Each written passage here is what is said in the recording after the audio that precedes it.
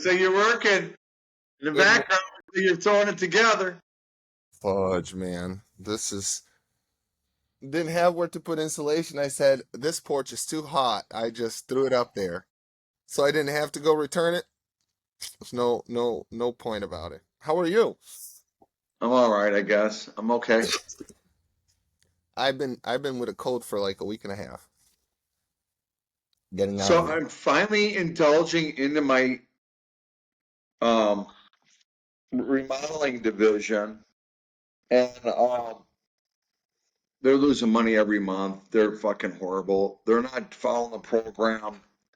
I it's I'm going in there and I think the guy is bidding everything wrong. I just got to redo it all, and I'm going to start going out with him tomorrow to teach him how to do You think he's it. bidding it wrong? Did you look at the bid sheet? Did you do an audit? What bid sheet? Like when he's estimating, right? He's bidding a project. That's my point. He doesn't have any fucking notes. He has nothing. I think Oh, he's pulling them out of the sky. oh. Ooh, that gives me anxiety. That gives me Hey, anxiety. you tell me, man. It's really putting me in a financial hurt locker when they're losing money every fucking month. You know, So how long until you fix it? I'm going out with him tomorrow, and I've been trying to fix it since last week, but either he's been sick, or Katie was sick with the numbers, or whatever. There's always something fucking wrong in the equation. Me trying to square this away, and tomorrow I'm gonna. It starts. The department starts over tomorrow, and I may be. I'm thinking of telling him get rid of all his people except for one, and you can keep the department, and we How start with many? some. Huh? Is there a lot of jobs in the books? Yeah, you got 30 of them. So what are you gonna do? Cancel them all? No, we're gonna put them out one at a time, and we'll get them one at a time, and if you can't wait, I guess we'll give you your down payment back and you go elsewhere. I can't continue to lose money on a fucking department, even if I got to get the money back or whatever, or give up the job. No, I agree. I agree. At this time, it's just stop bleeding. Stop bleeding right now. I got to stop bleeding. And that's why I'm thinking of cutting this whole team. And then he's telling me, well, I said, he's supposed to be going in at 165 an hour. I figured out he's going at 107. I said, well, and your labor's doubled on all your jobs. I don't know what to fucking tell you. Mm. And I was gonna ask you that, and you finally got to it because sometimes we think that we have a problem estimating the job. Essentially, we say, "Hey, I'm pricing this too low." Let's just say, right? Pricing this too low, so I'm not making the money. When in fact, we are pricing it correctly. We're not controlling the hours the right way. People are either overworked or they don't have the right tools in place. They don't have, the right materials are not in time. That whole thing that makes so you feel like you're not estimating right, but your manager is just not kidding and properly project managing this thing, right? So I think that your idea of going there and seeing with your own eyes, right? And holding everybody accountable. Bring me everything you guys have. Let's, tackle this the right way and stop the bleeding is really the way to go. Great job at that. Just stop it. There's no point in keeping the lights on. If you're paying to keep the lights on, you're making no money. You know what I mean? Well, saying they have to be at 165 an hour. He says, we won't get a job at 165 an hour. I said, well, then I don't fucking want it. Why would I want a job I'm going to lose money on? We don't want a job. Then we either have to be more efficient, but in the meantime, don't take the job if you don't think you can do it Yeah, absolutely. and make money on it. And then he says, they only make money when I'm in the field. I said, so you fucking single threaded yourself and you haven't taught anyone to be a leader, is what you're telling me. So now when you're sick, do we just send them all home then for the day? Or do we have them work and fuck off and lose money for a day while you're off sick? How do you want to play that? You know what I mean? That your crew goes home sick when you're sick? because they can't make any money because they want to fuck off when you're not there.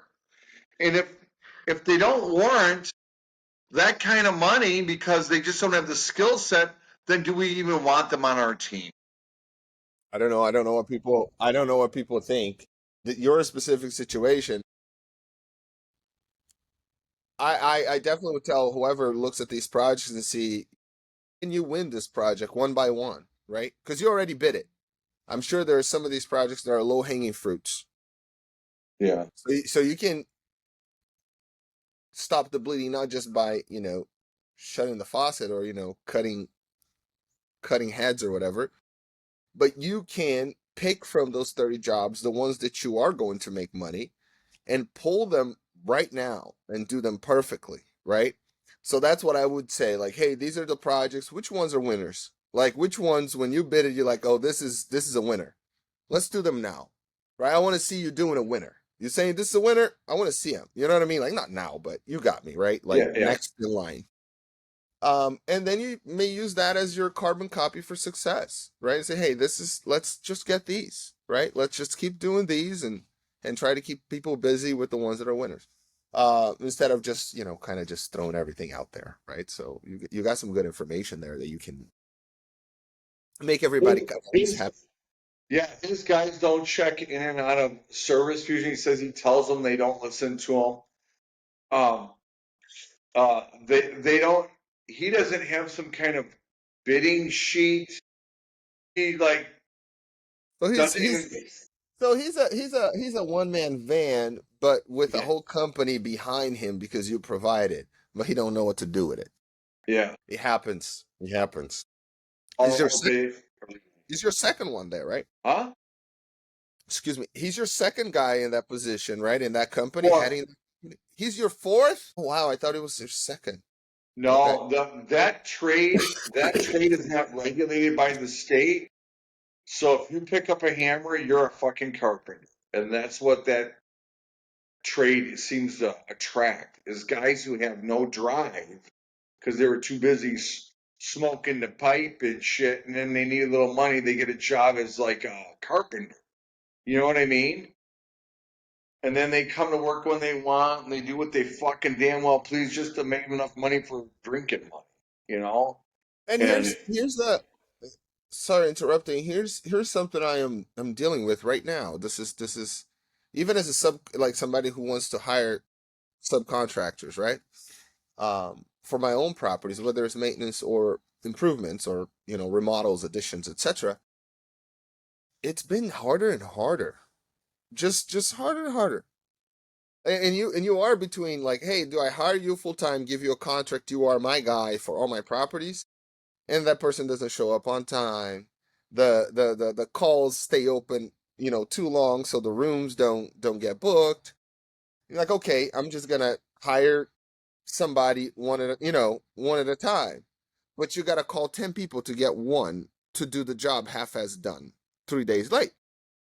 So to your point, this whole thing of not being regulated for carpentry is, I don't know if that's a problem. I don't necessarily want more regulation, but man, it would be nice that you had the same thing that you have with a plumber, like, hey, somebody's an apprentice, somebody is a journeyman, somebody's a master plumber, right? I know what I'm getting just by their qualification, by their certification. At carpentry, you're right. There's no such a thing here. There's no such a thing in Wisconsin. There's no such a thing in Nevada. There's no such a thing in Arizona. It is what it is, bro. You know how to pick a hammer. You know how to read a measuring tape, more or less. You got the job.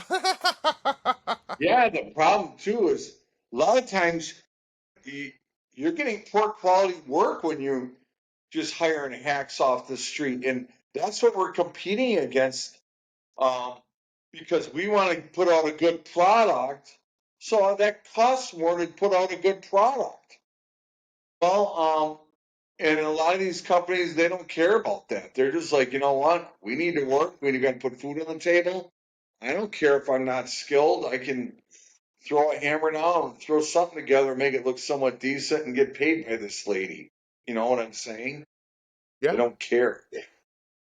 Yeah, that's why I don't get involved. I stopped mine back in 2020, right at the end of 2019. That's when I like had my last job of remodeling. And I don't miss it. I do not miss it when I stop with that nonsense. Because yes, you had a big one that it was wonderful and the bells, the whistles, the pleasure of getting it done and delivering. And then you had five doozies because people were not excited about it. They did whatever they wanted. There was no supervision. You're too stretched with 10 jobs. And now folks say, oh, I can't really, you know, properly sand this corner before painting because, I just don't want it. You know what I mean? Like, just throw the paint over there. Oh, I didn't have the sanding block, so I'm gonna just paint it. I'm not gonna call anybody to drop one off or go pick it up.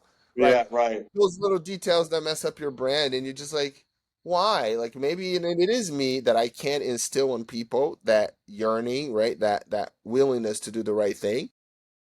But if that's the case, then it's the best decision for me to pick something else to do because I don't have it. I'm sure that there is a successful um, general contractor out there that does 99% of his work in-house and he has the W-2 folks doing it. Um, I haven't met him. You know what I mean? Like I haven't met, not in a small scale. I met the good ones that do large developments right here in Cleveland when we had a little boom here on the west side that they remodel like old school buildings and different things and made, into apartment complex and etc. So I met the super that worked for one of the major construction companies here. And oh, that stuff is beautiful. You know what I mean? But that's a large company, right? And they are billing not 165, it's probably on the 200s, right? And it's union and all that kind of thing. So I've met people in large scale. Small scale is usually one man, maybe two guys, but that guy he's just trying to pull 250, 300 a year, but on his own back, and controlling it. That's why when and I'm maybe long on this, I wanted to make a connection on the model that you're using to scale Econo Sewer and what I think would possibly in a long-term future work for the remodeling thing is that you look to provide the tools and the things to augment what this one guy does, but not grow him in any way larger than what he can handle and want to handle. Right? You can make this guy super successful and get some revenue, get some jobs, get some indication, fill in gaps and get clients to come to Econosur or come to Building Waters, get those contracts that pay more. But growing on a W-2, I think it's just a lot of work. I'm not saying it's impossible, but it requires what you're going to do tomorrow. So I would think of that. I would think even of Aldi, Aldi, the grocery store, and going one step further. If you think of your general contracting arm of your company as the not as a loss center, but as a break even, as one that you bringing customers in, right? Maybe at that lower rate, but you only get those customers when you are getting, oh, I'm going to do the plumbing. Well, that is billed at the primary rate, right? And so that's kind of how you use like Aldi's. You go to Aldi's and you always know it's going to be the cheapest price of eggs and this and that. And it has been like that since their creation back in Germany. And they continue with that. Trader Joe's the same thing because you go there and you get the plumbing, right? You know what I mean? And you get the Coca-Cola that is a little bit more expensive, but you get the other thing. So I think that there's also that. But I like where you're going. Like, keep it easy, keep it simple, stop the bleeding, right? Take the action today and do the things with the numbers. So, a great way of pivoting quickly. So, great job. That's the What grind. what do you think about replacing myself? I would have done it yesterday. Oh, really? Oh yeah, Wes. Oh yeah, I'm tired. I am 15, 20 years. You're a junior. And I'm tired. Like I'm by no means multimillionaire, but I know for a fact that I shouldn't, at least I'll say this, I shouldn't be forcing myself to work as many hours as I do, right? And the level of stress and stuff like that. So I even sent you a video. Remember, I sent you a video like of the 50s, what you should do when you're 50 and 60 and stuff like that. And the guy was really I talking was about seeing that. I'll pull it up in a little bit, maybe on the next segment. But it's a segment that is talking about if you are 50, 60, how prepared are you, right, to retire, but not just money wise. And you and I talk a lot about offline, but your lifestyle, right? How much time are you spending on your health? How much time you're spending on your fun? How much time you're spending with real friends? How much time you're spending traveling with your daughter? Whatever that is, right? How is your balance? Because once you stop, your health is not going to be what it is today, right? So if half of your time you're not spending doing something that you really enjoy, experiences that you really like, what are you doing? You work so hard. So yeah, I believe so. I believe you should be trying to find a way to get somebody that can do the job and you can have the lifestyle that you want. I don't know what that may be, but I doubt that it is to jump back in the field. You know what I mean? And like be counting, hours. I don't think that that's the case, is it? Well, no, what I was thinking was replacing myself to sell. Someone that can bring this to the next level, that's not immersed in it, but can see the problems from the outside.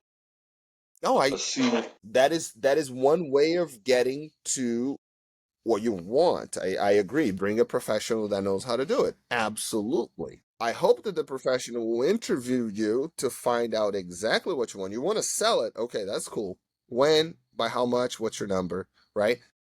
A company like, the Cogents of the world, they will help you evaluate. I'm sure you evaluated this not too long ago with all the deals that you had going on, no? I never evaluated building waters. I only evaluated e-commerce store, and that was considered to be worth 1.7 million, 2.7 million when I bought. Yeah. So I would, if that's in your heart, not in your heart, but like it's an itch that you want to kind of scratch, right? Like see what's out there. I think so. Because it's kind of getting like a temporary CEO essentially, right? To get it to the point that you want to sell, to get somebody to Well, buy it. it's kind of like maybe I'm not the one. You should always be trying to hire someone that's more powerful or smarter than you. And I don't necessarily think I've always done that. And which sounds kind of arrogant. It's hard to find someone that I think is smarter than me to run my company, but I think I need that to break it to the next level. So Yes, I was thinking smarter, not smarter. I think I won't even, debate that because it's so hard and subjective. But I think the right person, right? Somebody that you respect the way that they make the decision and that they understand your goal and they have a good pedigree. Um, you always say no one will care as much as you do, right? No one will care as much as you do, no matter what. And I think that is the same for when you go to talk to, somebody that's going to replace you. They're not going to care as much as you do, but you can explain the goal so clearly to that professional that they will still achieve it, right?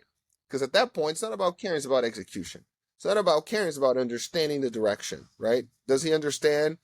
Is he not going to waver, right? Is he not going to waver from the destination?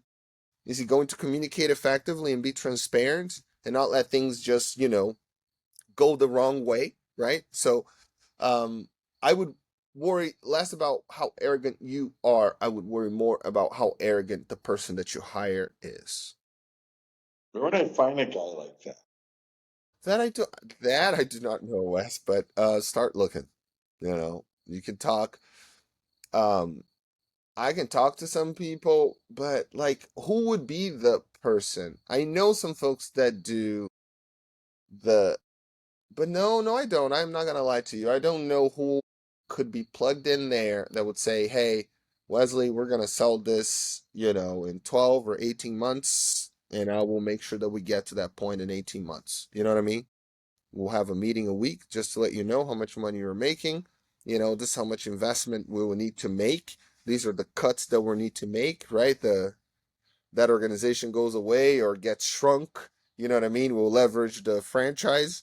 Um, we revamp the internal office to make sure that people have the right roles and you are really tight there on your costs being predictable.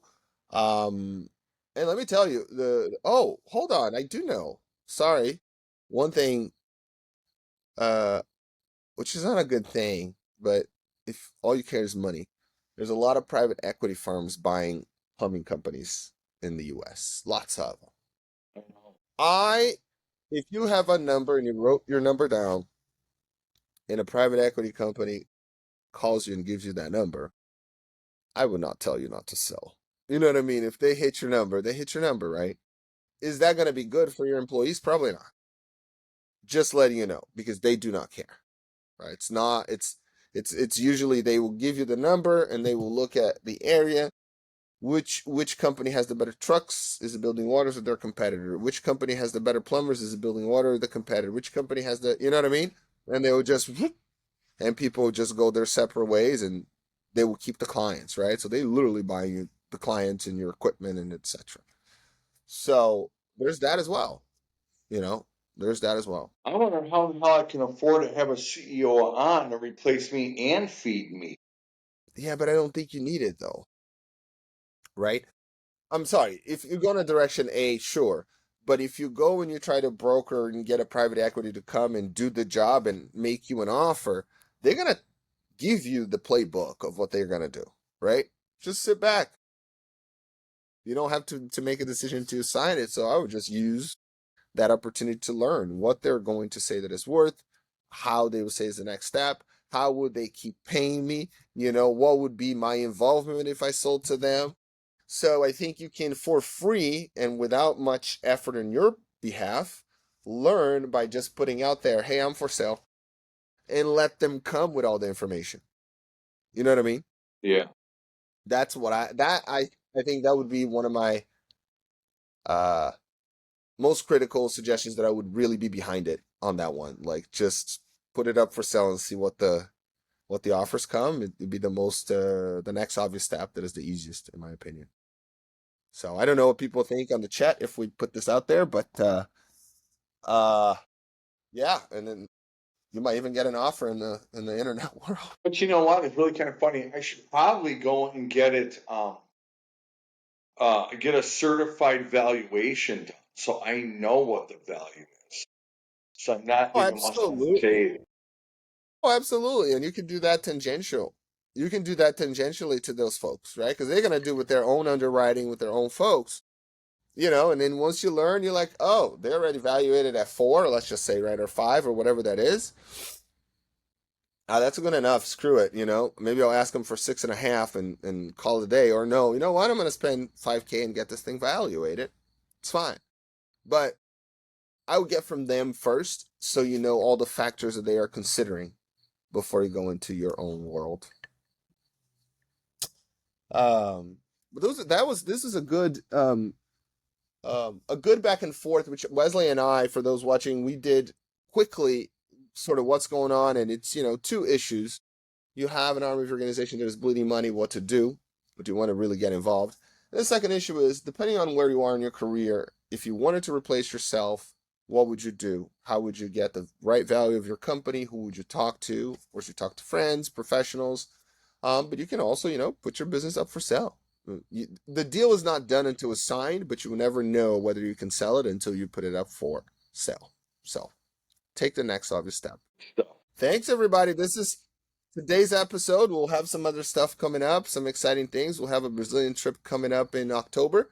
Nice little investment trip. I'm hoping that Wesley is going to get his passport together. Um, done already. it's done. Okay, Waiting outstanding. on you. Okay, so we are ready. We'll stop this one and then we'll move to a different topic. All right, thanks everybody. Stay on the grind. God darn it, to stay optimistic. It's harder and harder to stay optimistic, but I am. Every morning I wake up, I try again. I try again. I try again. Yeah, you gotta do something when you get up in the morning. Yes. Try